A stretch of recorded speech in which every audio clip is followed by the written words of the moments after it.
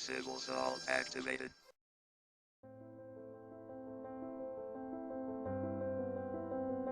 Basically, in a nutshell, a career is a term and it all depends on your mindset. It wasn't designed to be difficult, it wasn't designed to be complex.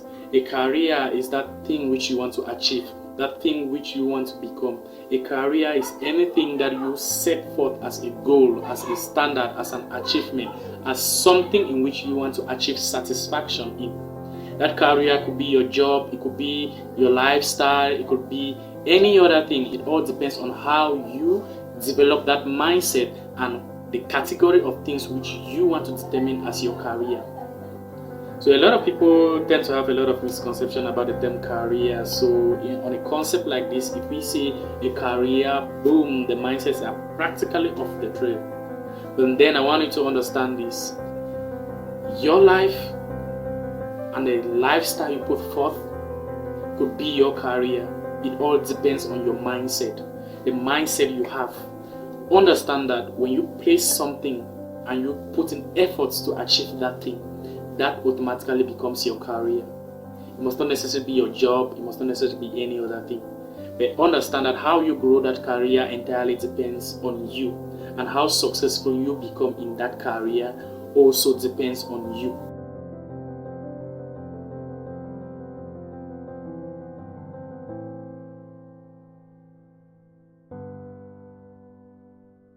I heard a saying which goes like, what money cannot do, too much money can do it. Yeah, I think that's one hell of a say. But then, being successful isn't about making money in most cases, because you may have the money but yet not satisfied. The term success is very generic and it all depends on how you set your standards. You wonder if you have the definition of success figured out, but nobody said your definition was right. Nobody said it was wrong either. Because as innovators, we aim at exhausting our potentials in order to achieve satisfaction. Because in as much as you dream, if you don't find satisfaction in achieving it, then your heart is in the wrong place. You need satisfaction because when the times are tough, that jar of satisfaction is actually supposed to keep you going. I believe in order to set up a career going, you need to set your standards.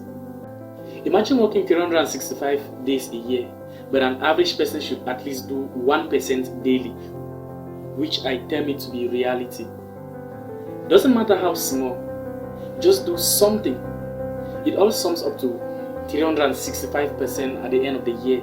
Basically, the idea is not just about waking up some day in the morning and you try to figure out what should happen on that day. You always have to try at least every day to achieve something. Be it small, it just have to be something which you do that targets you, that keeps you aware and makes you to lie on the path in which you're heading towards achieving your career. Remember, it doesn't matter how small that thing is, but then bear in mind that in as much as you are striving towards accomplishing something to gain satisfaction, to build up a career, you should understand that you are not alone. So it's not necessarily about you competing, but you should understand that if you can actually improve on the 1% which you target, at least an average person should do 1%. But if you strive to achieve at least maybe 5% or 6% daily, you should understand that you'll be able to achieve more as compared to someone who is doing 1%. So as an average person, you strive for 1%, but if you want to achieve more better as compared to the average person, you should be ready to improve your percentage. Creativity out of thin air. I give it the term virtuality because in order to be creative, it's based on your imagination. You think of these concepts daily, you try to imagine what aspects can actually come out in reality. But then you need to understand that in as much as you try to achieve your career, you need to be extremely creative. You should have the ability to create things out of thin air, meaning in your mind you can come up with concepts which are actually new. Not just speaking of new as no one has heard about it. Sometimes it could be concepts which people have done, but you have come up with a better, enhanced and optimized solution in achieving it. You need to be able to distinguish between virtuality, which is your imagination, and reality. For instance, hacking in movies versus real life, we see the concepts that they are so majestically and impeccably drafted. You see the way in movies is so simple, it's good to go, the complexity, everything you can think about. But in real life, that's not the case. It's way slower than expected. Another thing is programming in movies versus real life. You see, programming concepts is always full of numerous activities going on, but in real life that's not the case. You need to take time, you need to process your thoughts, you need to carry out a lot of activities before achieving what you are programming. So basically, starting a career to success, like the movie I watched, which is popularly known as The Greatest Showman, actually depicted a kind of cool concept of an entrepreneur, an individual who had to strive for his family, but then he successfully came up with an organization with his idea to reality after lots of failures. Imagine a graphic designer in his virtuality, his imagination. He has this concept in mind that he wants to bring out, but then being able to distinguish between virtuality and reality is another thing. He cannot come to reality with what he has in mind unless his imagination is very specific to him. After achieving this imagination, then he brings it to reality. But then there is always a problem, because what you might have in mind, bringing it out will really be tough. That's why you need to be able to distinguish between what you have in mind and what you are trying to bring out to reality. That's the ability to distinguish between virtuality, which is your imagination, and reality. They will never be the same, but you need to try as much as you can to make sure that comes out as perfect and as much close to your imagination as you can, to make sure the reality of it is realized. We look at a scenario where a programmer is actually running through tons of bugs and simulation. You see, the idea about programming, it always appears easy when you think of the algorithms, but when it comes to that instance where you have to implement, it's really complicated, because you face a lot of bugs, you face a lot of difficulties, runtime errors, you face a lot of complications. We also have a scenario where a chef is cooking. So basically the idea is about making food come out to reality. So you might have the ingredients, you might have everything you need in your mind, you have this aroma, this pleasant meal in mind, but then if you cannot distinguish between what you have in your imagination versus what you actually have in real life, you might miss the point. So you need to be able to distinguish between what you have in mind and what you have as the reality. We also look at a scenario, for instance, a model is actually walking on stage. So this model, in the model's mind, they can basically see that their work is perfect, everything about them is so perfect. But the reality of it is that we as audience will not necessarily see that. So which means that they are doing just fine, but we are not seeing doing fine as they expect. So that's the concept. If this category of individuals can be able to distinguish between what they are imagining versus what they feel, and then the difference will actually come to reality.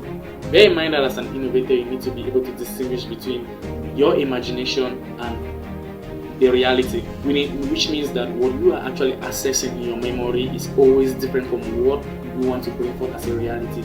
So being able to distinguish between these two categories of worlds, it will give you a much better distinction in achieving. So you strive in bringing your imagination to actual reality, which should be closer to what you have imagined.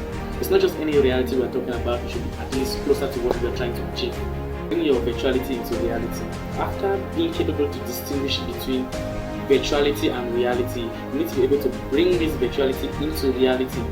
If there's one more thing you should know about, you have to be willing to shut down your players when necessary, because that is, if you can't resist hearing criticisms which is totally different from feedback, you will often find this category around you, because there are a lot of people who will always be around you that will try to criticize the concept which you're trying to bring forth, especially after imagining you are at the point of bringing it to reality, because there are this variety of people which will always criticize as compared to those who will give you feedback to improve. Someone who is actually a critic will basically always say, this is all wrong, what you're doing is wrong, you can't get A done, you can't get B done. But with an individual who actually understands the necessity of feedback, they will always come up with a scenario like, okay, what you have done is actually good, but I feel if you add this, if you implement this, or if you could actually do it in this other kind of approach, it will be better. Now that's the difference between a criticism and feedback. Someone who is a critic will often just say it's all wrong, but someone who wants to give you feedback which will make you improve will always be like, okay, yes, you have done this, then what if you could? Remember, the idea is always about what if. Someone with feedback will always want to give you that scenario of what if you could just try this way, how would it look like? Not necessarily shutting you down, because as innovators you always have a vision in mind, and there's always a tendency that the more people you associate yourself with, they always try to tilt it by some means based on the kind of information you receive from them.